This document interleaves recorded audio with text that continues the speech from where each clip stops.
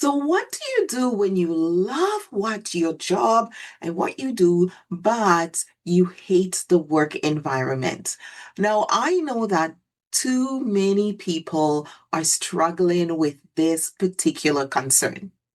You love what you do. You're good at it, actually. But the environment at work that you're doing it with, the people you're working with, it's draining the life out of you, and you just don't know what to do.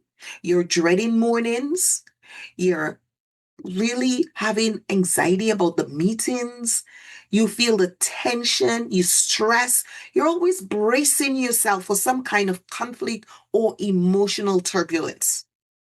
Whether it's toxic behavior at work, whether it's micromanagement or bullying or just being invisible, there is something about being invisible at work. It takes a lot out of you because we are meant to be visible. We are meant to have good relationships. We are meant to be connecting with others. And when we are invisible, it hurts us deep down in our core. It actually affects our sense of self, our sense of who we are, our sense of well being, and our personal self esteem, as well as our professional self esteem. It's apparent that this is not very well known because too many leaders walk around ignoring the people who work for them. The truth is, if you are feeling that way, you're not alone. It's actually more common than you think.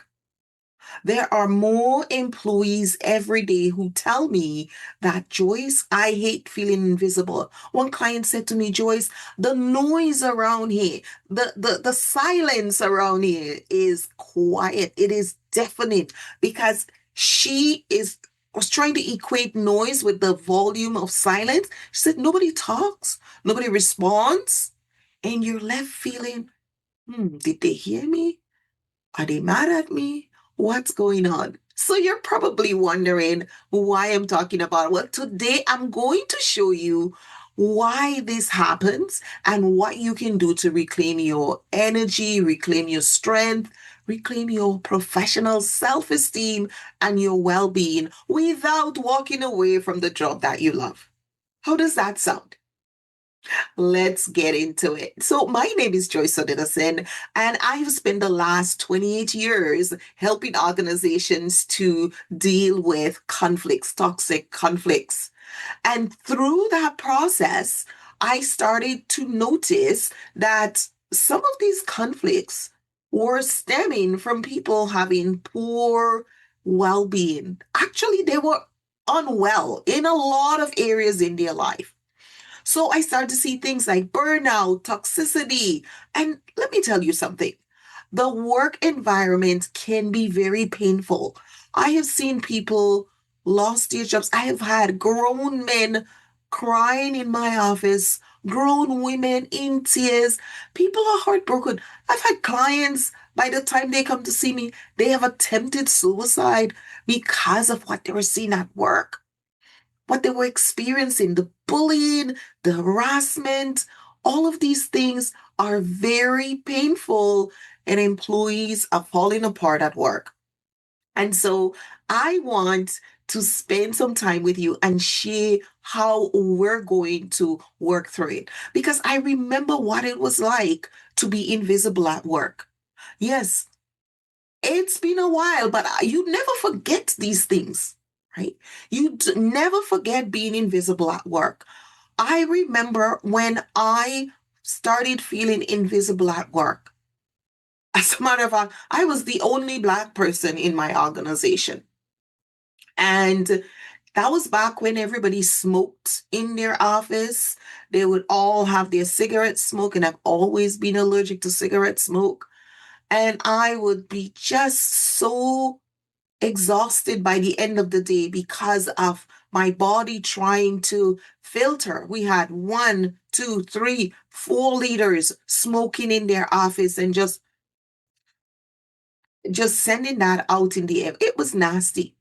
And then on top of that, There was no room for growth, no opportunity for growth in the organization.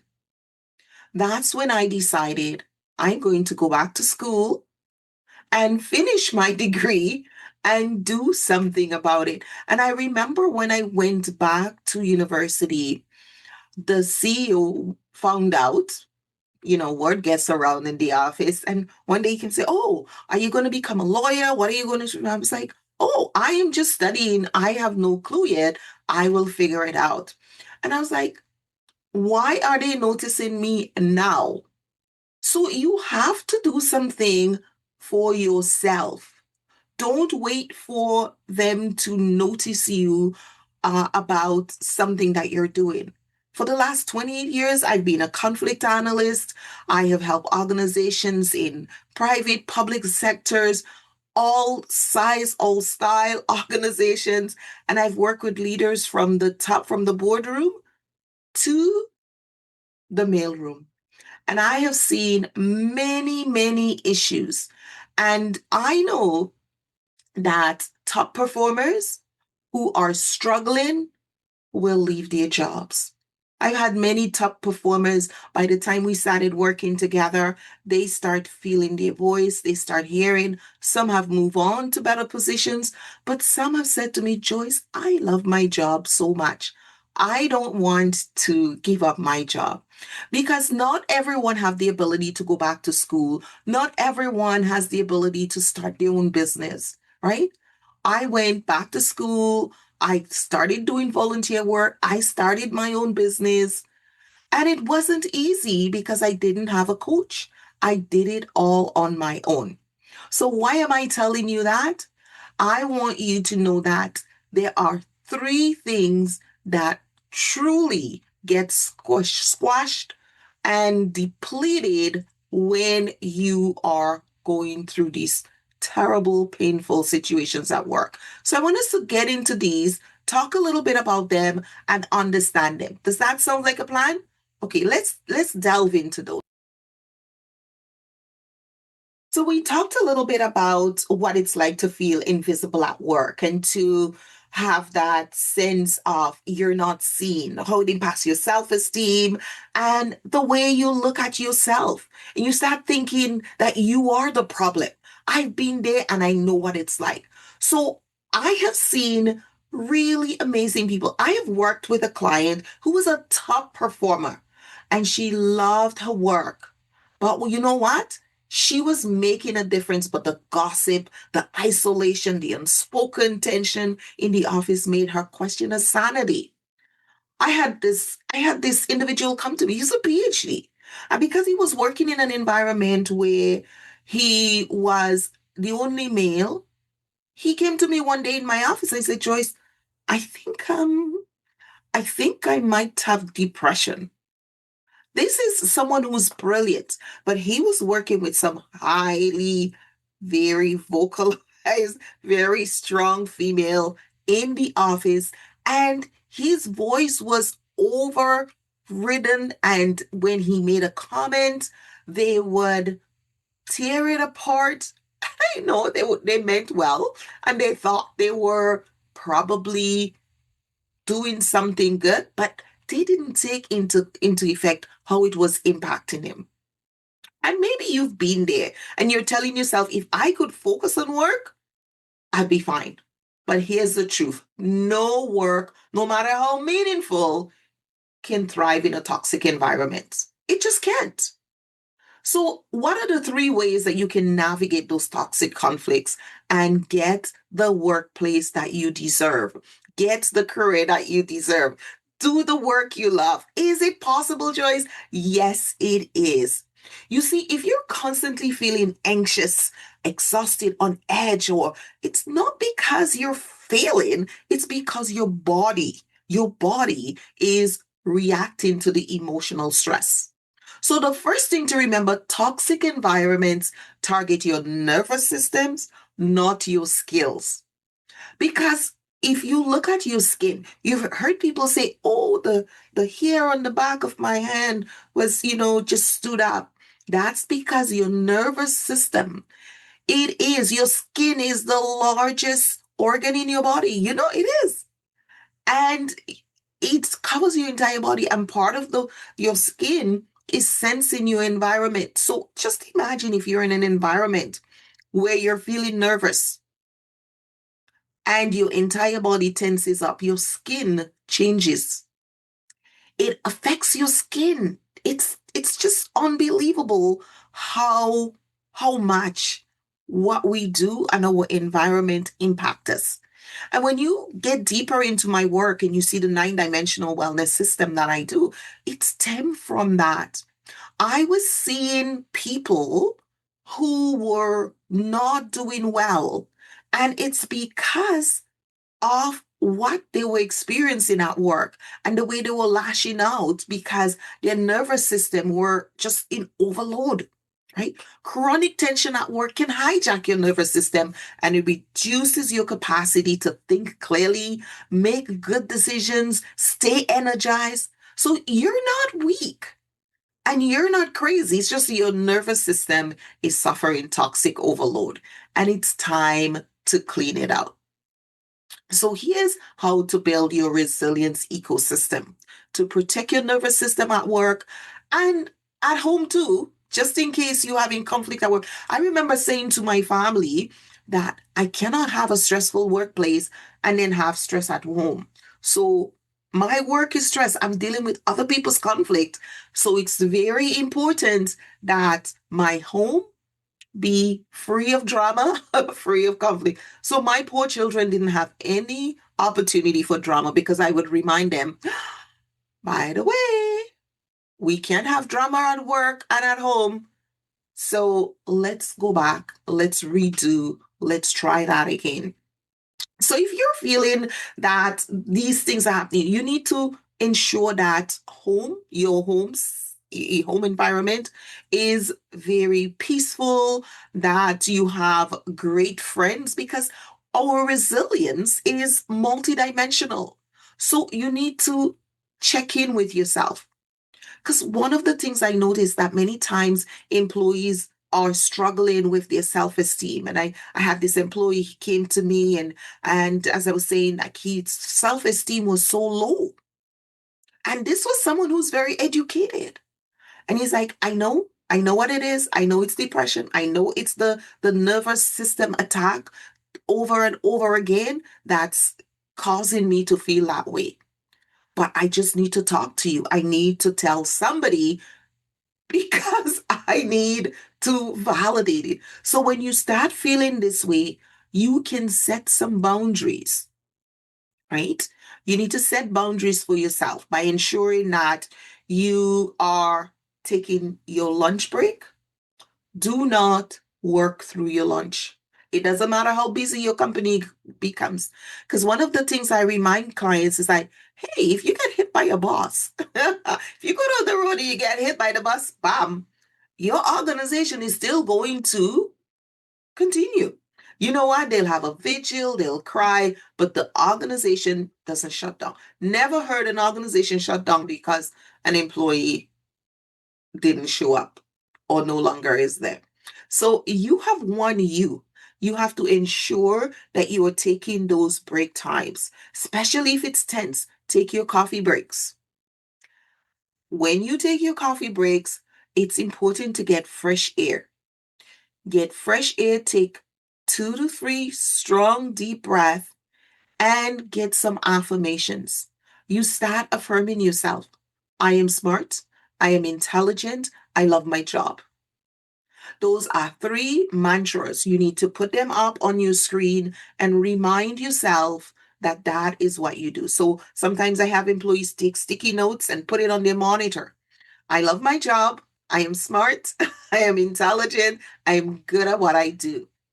This environment does not reflect who I am. It is just a space where I work, and I am going to master my environment. So it's now a mindset shift that you have to do. When you are seeing the bad behavior, when you're seeing the tension, when you're being micromanaged, it's not about you. It's your leader who is insecure.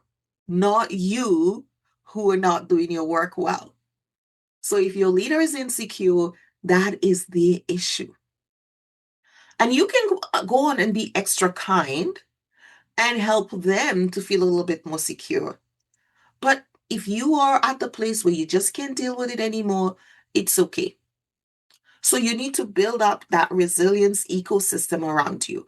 First, you have to ensure that you're building up your self-esteem, your sense of self, of purpose, know why you're in this job, why, what you're doing this job for, what impact you're having, and let that be your focus. Secondly, you want to ensure that you're taking your breaks and in those times, because what happens if you don't take your breaks and you're feeling that way for a long period of time, like 2, 3, 4, 5 hours at a time, your nervous system will become overloaded. So every time when you take your coffee break in the mornings, you go, you get fresh air, you stretch, even if it's just going to the bathroom, you do some stretches, some deep breath, and you affirm yourself, I am valuable, right? I love my job. I'm smart. I'm intelligent. And this is where I work. And you are going to master your environment. We should. And we have the ability to master our environment. Most times, it's the way we react that keeps the cycle going. Until you change your response, you cannot change your situation. So respond differently, right? Ensure that you're taking your deep breath, you're taking your breaks on your lunch break. If you have an hour lunch break, take that hour. If it's a half hour, take that half hour. Make sure you nourish yourself, eat a healthy meal, because if your nervous system is stretched, you want to be eating, you do one of two things. You either fast or you eat healthy. Eating high fat foods or foods that are highly sugary, those are just going to add more stress to your nervous system. So you want to eat foods that are low stress. Take deep breath, go outside if you're able to, and continue on your day and make sure you leave at your right time. Do not prolong the stress period for 5 hours.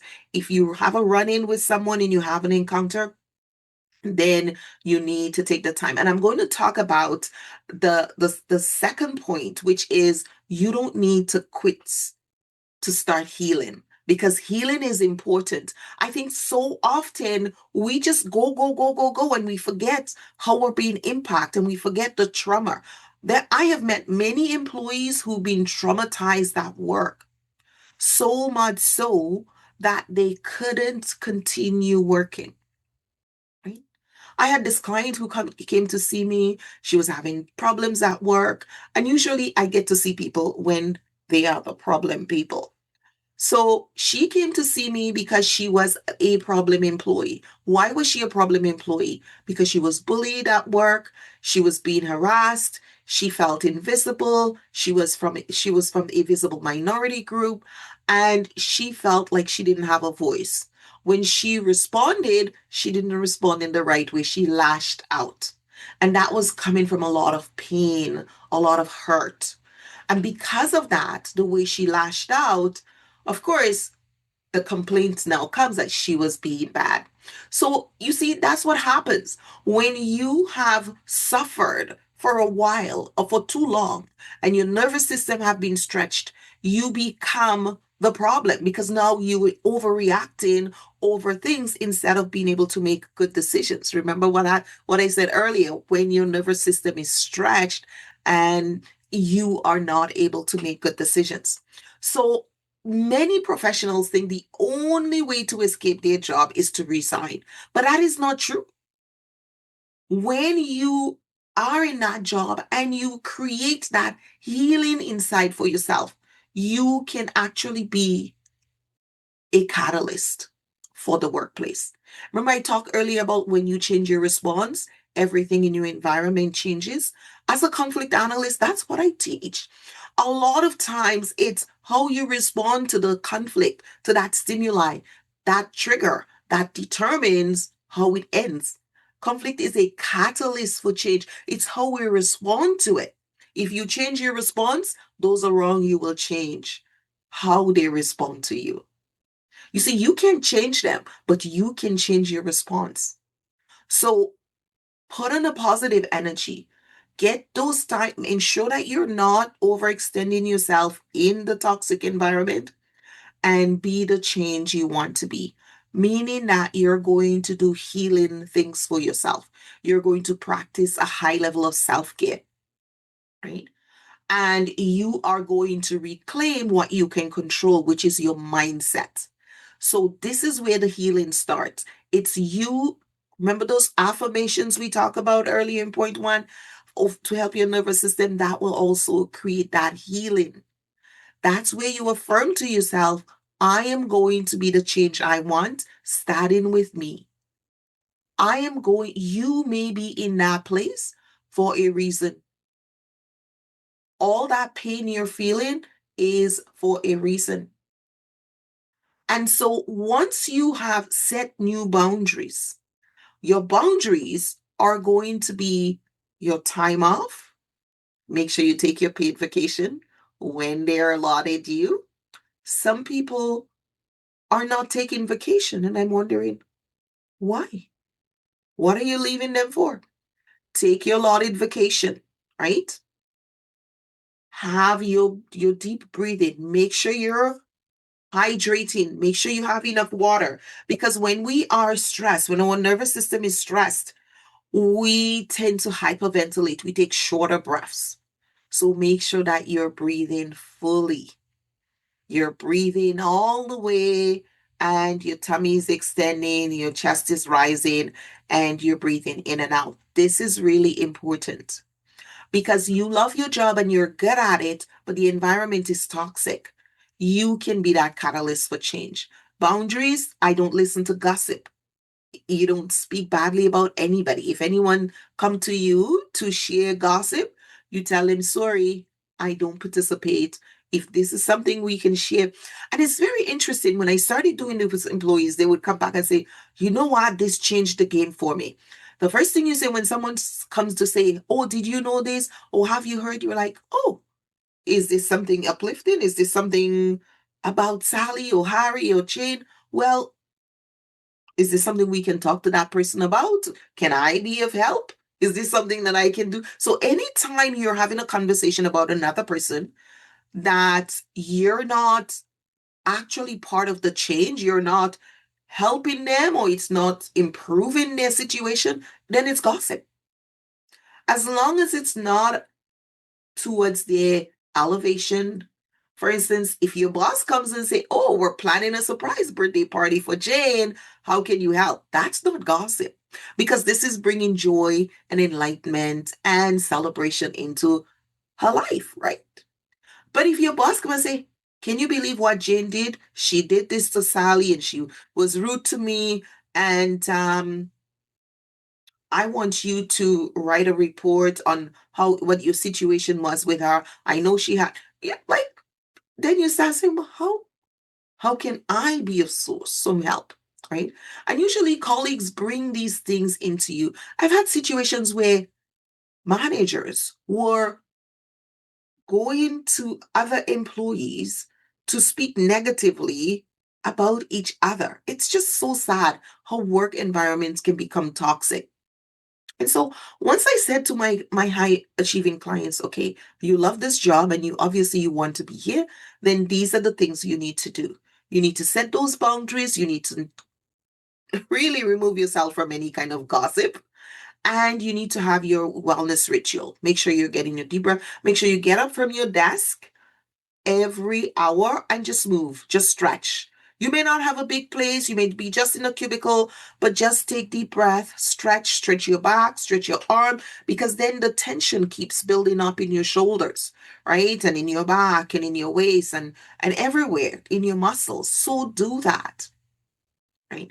One of the things that I will also send for you and you can download at the end of this program is the personal wellness sheet that you can just see the 9 dimensions and all the areas of your life that you need to stay well in and create a plan for yourself on how you're going to stay well and maintain your wellness. And point number 3 before we wrap up is pain is a signpost, not a life sentence. Sometimes when we're in pain, we can't think. We start to think, oh, this will never end. Oh my gosh, this will never end. I'll be doing this forever.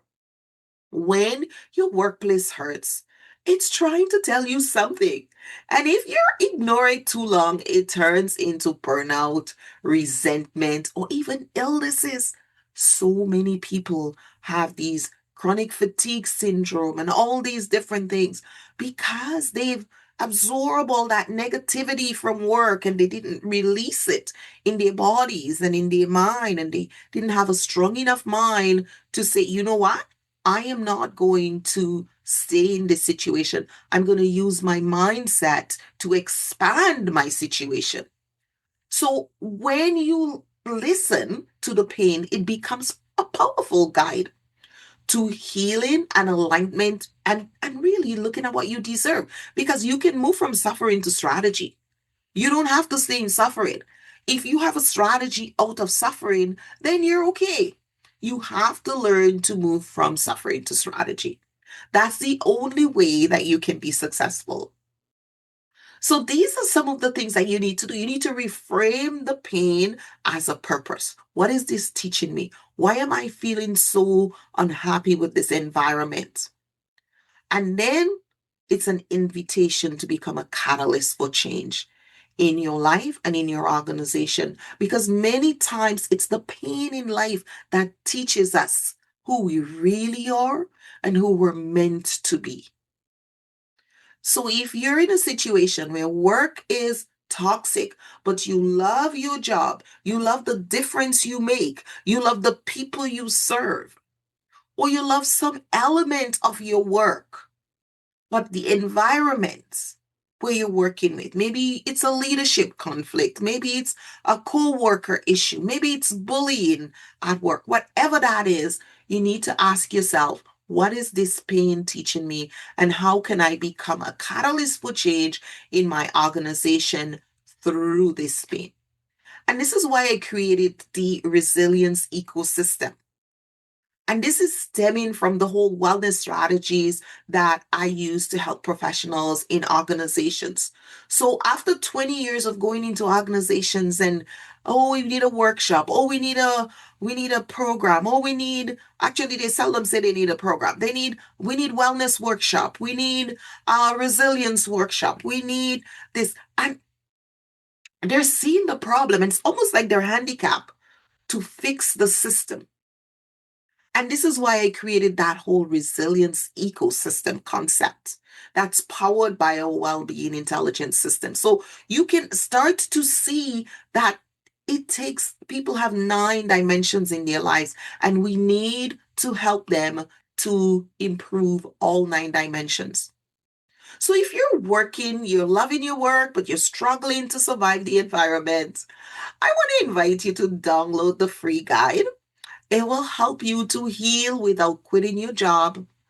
And if you're ready to go deeper, then certainly you will get, once you get that guide, you'll have my contact information. Feel free to reach out. We have many more resources and courses on how you can change your conversation, change your strategy, create a strategy, and change your actions so you become the catalyst for change in your organization, in your environment. Because I still to the day remember when I went back to school, that was my strategy. That was my way out. I wasn't going to live the rest of my life being invisible in this organization from people who are all they're doing is the next cigarette. And I'm like, that is not the life I want to live. They had come to their pinnacle. That was all they attained to do, right? Few of them had any sort of higher level education. So that was my strategy. My strategy was I will go back to school and I will educate myself. And I'm going to commit the rest of my career to help other people who are suffering at work, people who are in pain, people who are just feeling the toxicity of their workplace. So if you don't have to choose between your work and your mental health, that's good. But if you are in that place where this toxicity in the environment is impacting your mental health, you need to come up with a strategy because you were made to thrive, not just in your calling, right?